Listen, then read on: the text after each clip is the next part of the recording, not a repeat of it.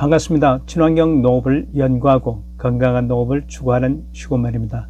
오늘은 2026년도 농업 전망에 대해서 한번 제 생각을 정리하려고 합니다. 올해 2025년도는 기상 환경이 농사 짓기에 많은 어려움이 있었습니다.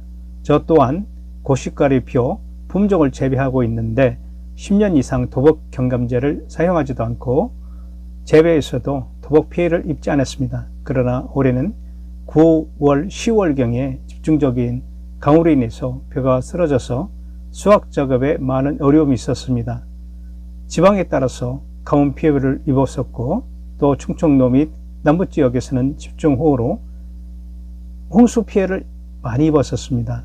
고온으로 병해충 발생과 각종 생리장애가 발생해서 고냉지, 배추 같은 경우 병이 많이 왔었고 전국적으로 벼에서는 깨씨무늬병이 많이 피해를 주었기도 했습니다.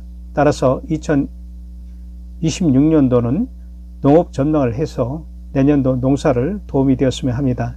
그렇지만은 제가 지금 말씀드린 것은 정부 공식 기관에서 발표한 것이 아니고 제 개인적인 사견입니다.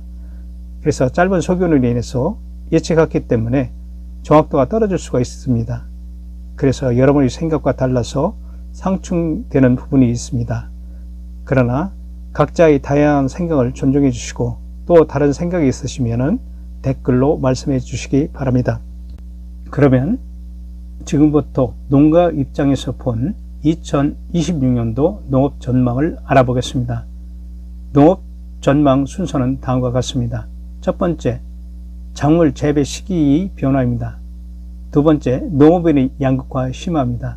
세 번째, 텃밭 농업인의 증가입니다. 네 번째, 농산물의 직거래 증가입니다. 다섯 번째, 농업 내재 방제 시장의 확대입니다. 여섯 번째, 농업의 불안정성 증가입니다. 오늘 농업 전망은 6가지 주제로 시작하겠습니다.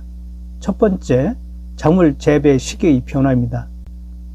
우선 작물의 재배 시기의 변화 원인은 기상 변화 때문입니다. 첫 번째, 고온 여름 일수가 증가하고 두 번째로 가을 장마입니다.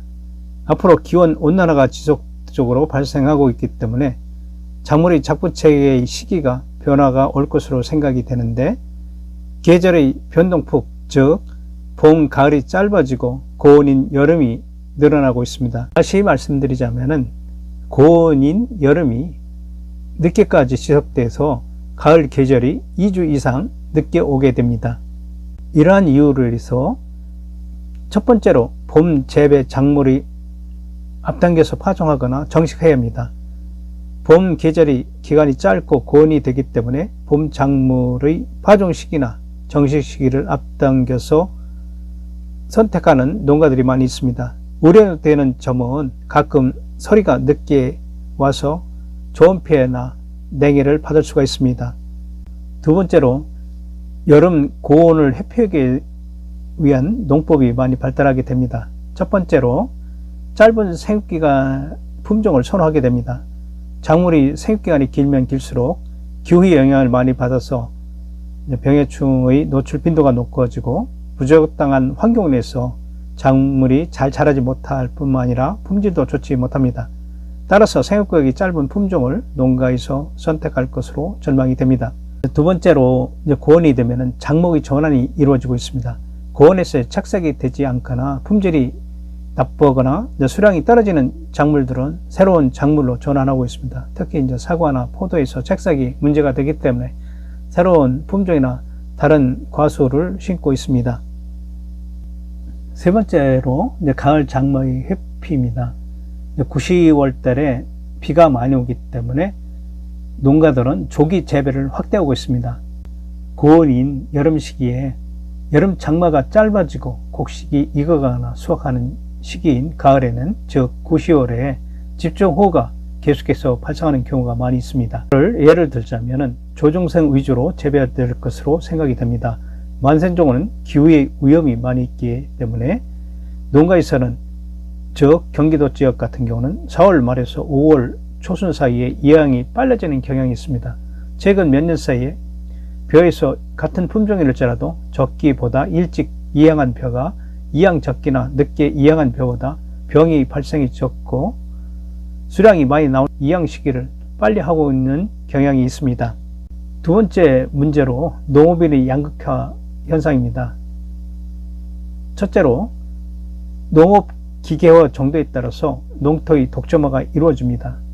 농업인이 이제 고령화로 그리고 인구의 소멸로 인해서 농업 노동력의 상실이 많아져서 이제 농사하기가 힘듭니다.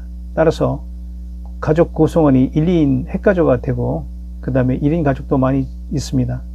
그래서 마을에서 농업기계를 소유한 사람이 거의 독점적으로 농사를 대행하고 있습니다.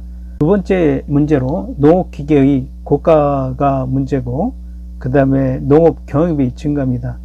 중소농업인들은 규모가 작기 때문에 벼, 보리, 밀 등 일반 곡식을 재배할 때 농기가 없이는 작업이 안 됩니다. 예를 들어서 배벽이 할 때 콤바인 가격이 무려 2억 원 정도 됩니다. 일반 농가에서는 감당이 어려운 가격입니다. 그 다음에 최저 인건비가 상승되고 있어서 그 다음에 또 기타 농자재 가격이 상승되기 때문에 농업 경영비 급증으로 해서 소규모 농가에서는 수지 타산을 맞추기가 어렵습니다. 세 번째로 농업시설물의 방치입니다. 농촌에서 농업시설물이 노화되거나 농업인이 운영을 해도 농가 소득이 보존되지 않기 때문에 시설을 그냥 방치하거나 그 다음에 시설물 중에서 특히 시설하우스, 그다음에 각종 가우스원, 농가공식품시설, 또 빈축사들이 많이 늘어나고 있습니다. 세 번째 현상으로서 텃밭 농업인이 증가합니다. 날씨 변화로 인해서 농산물 생산이 불안전하고 가격이 이제 좀 높아지고 그 다음에 퇴직하는 농가와 또 50년대, 60년대 세대의 직장인들이 은퇴해서 소규모로 텃밭 농사를 즐기고 있습니다. 따라서 그 증가 폭이 커지고 있습니다. 네 번째로 농산물의 직거래가 증가되고 있습니다. 인터넷의 발달과 SNS의 활동으로 개인 간 거래가 확대되고 있습니다. 특히 거래 플랫폼의 확대와 접근성과 거래 시간의 단축으로 농산물의 판매가 늘고 있습니다. 특히 라이브 방송 및 또 당근, 쿠팡, 각종 판매 사이트에서 농산물 판매가 잘 활용되고 있습니다. 그리고 지방 자치단체에서 확대되고 있는 지역 로컬 푸드에서 많이 개인 판매가 일어나고 있습니다. 다섯 번째로 농업 내재해 방제 시장이 확대되고 있습니다. 고온으로 인해서 작물 병해충 및 생리 장애가 빈번해지고 잡초 발생이 불규칙해서 잡초 방제가 효과가 떨어집니다. 따라서 이러한 제품들이 많이 나와서 판매되고 있습니다. 첫 번째, 농약 판매의 증가입니다. 저항성 잡초 및 병해충이 증가하고 예를 들어서 피는 4여 개 이상이면 농약으로 잘 방제가 되지 않습니다. 농약 주는 시기가 7일 정도 빨리 주어야 할 것 같습니다. 두 번째, 생리 활성 물질 및 영양제 시장이 활성화합니다. 이제 기후 스트레스 극복하는 물질이 판매가 급증하고 있습니다. 세 번째로 기후 변화 극복을 위한 시설 증가, 차광막이라든지 살수시라든지 냉방, 황풍 시설 등 기후를 극복할 수 있는 시설들이 확대되고 있습니다. 네 번째로 기타 완효성 비료 시장이 확대되거나 고온 적응 작물이 품종이 확대될 것으로 생각이 됩니다. 여섯 번째, 농업 불안정성의 증가인데요. 농업은 기후의 영향을 많이 받지만은 농업 소득의 판매가 중요합니다. 농산물의 판매는 개인적 역량에 의해서 판매가 되지만은 판매망이 불안정할 경우 농업인이 전적으로 손해를 감수할 때가 많이 있습니다.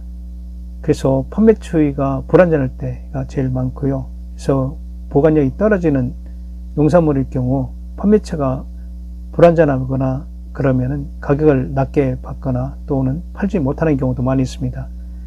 그리고 세 번째는 이제 품질 저하가 많이 일어나고 있습니다. 고온이 늦게 되고 비가 많아지면서 병해충이 많이 발생하고 생리적 장애에서 품질이 고르지 못해서 상품성이 떨어지게 되고 이럴 경우 저가격을 먹거나 판매하지 못하는 경우도 있습니다. 그래서 벼에서도 보면은 수확을 못하고 늦게 하고, 그래서 도복 피해와 깨시무늬병들이 많이 있고, 밭작물에서는 고구마, 생강 등 땅콩, 땅속 작물들은 작업이 늦어지고 수량도 적어질 수가 있습니다. 따라서 내년도는 농산물 재해보험이 많이 가입이 될 것으로 생각이 됩니다. 농산물이 생산에 있어서 생산비를 조금이나마 농가들이 보상받을 수 있는 것은 농산물 재해보험인 것 같습니다. 그래서 불안전 기후에서는 농산물 재해보험을 많이 가입할 것으로 생각이 됩니다.